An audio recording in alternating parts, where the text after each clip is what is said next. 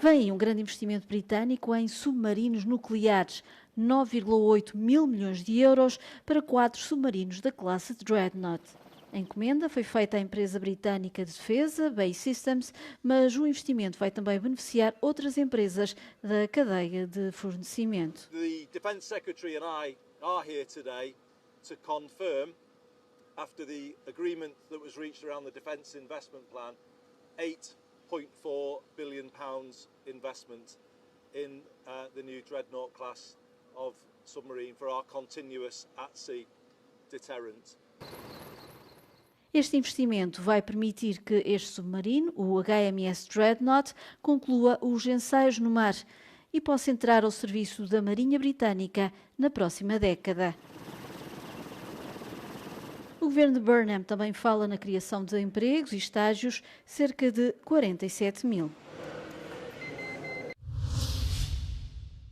A Europa tem enfrentado ondas de calor cada vez mais severas nas últimas semanas, causando incêndios florestais em vários países, como Espanha, França e Grécia. Mas surgiram outros impactos, com as principais vias navegáveis, como o Reno e o Danúbio, a atingirem níveis excepcionalmente baixos, batendo recordes em alguns locais. Isto poderá tornar o transporte de carga significativamente mais difícil, obrigando as embarcações a transportar cargas mais pequenas. Em algumas rotas, o transporte marítimo comercial poderá ficar praticamente paralisado, levando os operadores a adotar alternativas mais complicadas. As principais indústrias europeias, incluindo a refinação de petróleo e a indústria química, poderão, por conseguinte, enfrentar graves perturbações.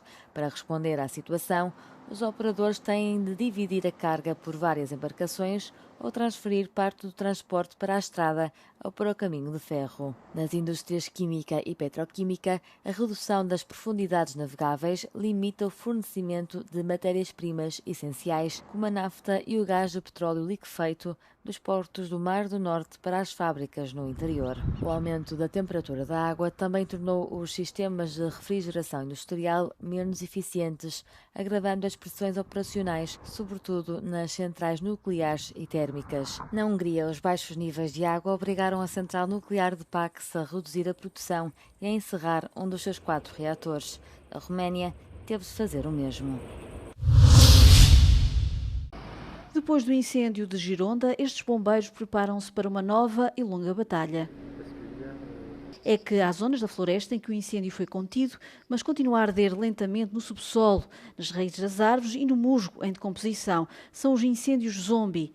Não é um fenómeno novo, já aconteceu há 4 anos, depois de grandes incêndios nesta região. Une des particularités qu'on a rencontrées en 2022 dans le sud-est du département de la Gironde, notamment sur les secteurs de Landiras, ces feux qui couvent et qui spontanément émergent d'une parcelle ou d'un environnement dépourvu forcément de sources d'ignition. Mas combater estes incêndios zombie é um grande desafio, sobretudo quando as áreas afetadas são muito grandes. Foi assim depois dos fogos de 2022, quando foram queimados cerca de 21 mil hectares de floresta, o dobro da área de Paris. Ces feux qualifiés de zombies nous ont créé beaucoup de problématiques puisqu'ils apparaissaient ici et là, sans forcément, je dirais, de cohérence avec le reste du sinistre. Desta vez o incêndio foi pior, tem o dobro da extensão do que ocorreu há 4 anos. Logo que for completamente extinto à superfície, vai começar a fase da vigilância. Il y a premièrement de la surveillance, deuxièmement d'aller chercher tous ces petits points qui font des lueurs, comme vous le constatez, un petit peu comme un ciel étoilé, là, et d'aller gratter. On a ce qu'on appelle un râteau riche, une batte à feu, et puis des lances déniveleurs tournants pour aller travailler là-dessus et essayer d'éteindre ou en tout cas de refroidir tout ça. Vão ser semanas ou até meses de vigilância da floresta. O risco só vai passar quando chegarem as chuvas de inverno. Rajadas de vento superiores a 100 km por hora provocaram estragos nos estados do Rio de Janeiro e de São Paulo, no Brasil. O mau tempo que atingiu o sudeste do país deixou 5 mortos, 10 feridos e uma pessoa desaparecida. Em Copacabana, os banhistas, surpreendidos pela ventania, tiveram que se abrigar e afastar da praia. Os bombeiros e as equipas de proteção civil responderam a 135 ocorrências em todo o estado do Rio de Janeiro.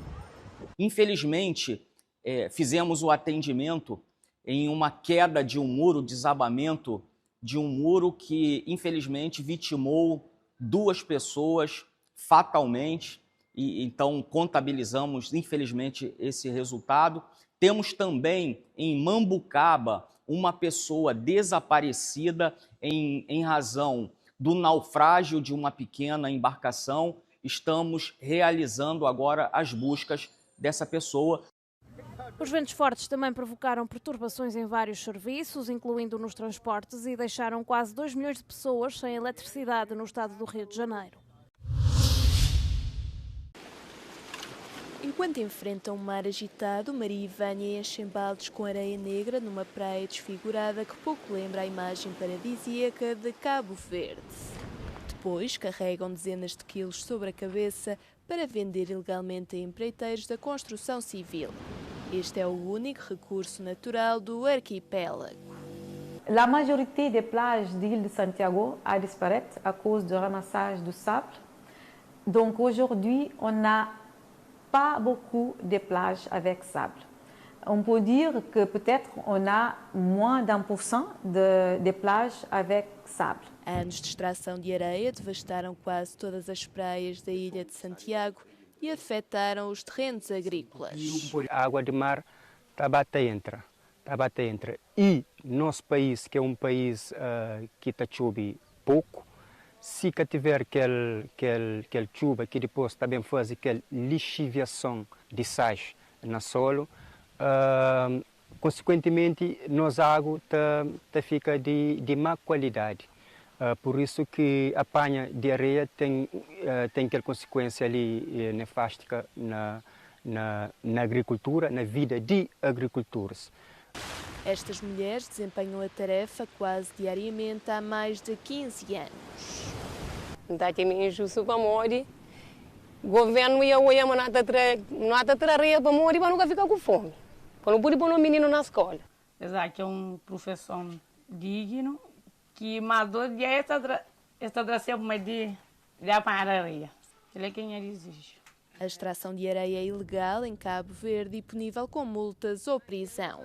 No entanto, a prática mantém-se, com as autoridades a fecharem por vezes os olhos quando é uma questão de sobrevivência. O alpinista nepalês Nirmal Purja está desaparecido no norte do Paquistão. Purja, um dos alpinistas mais conhecidos do mundo, liderava uma expedição de 10 pessoas quando o grupo foi atingido por uma avalanche. Neste momento, há helicópteros militares e equipas de resgate à procura do grupo. Para já, conseguiram encontrar 4 corpos e continuam à procura dos restantes 6 alpinistas, na esperança de que ainda estejam vivos. Nirmal Purja ficou conhecido em 2019, quando escalou todos os 14 picos do mundo, acima de 8.000 metros, em apenas 6 meses.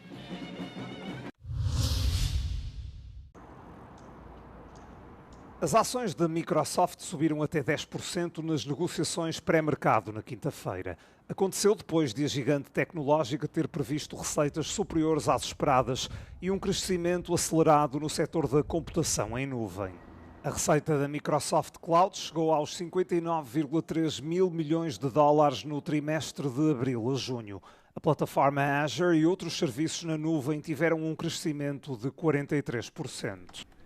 O diretor executivo da Microsoft, Satya Nadella, confirma que a receita anual do Azure ultrapassou os 100 mil milhões de dólares pela primeira vez.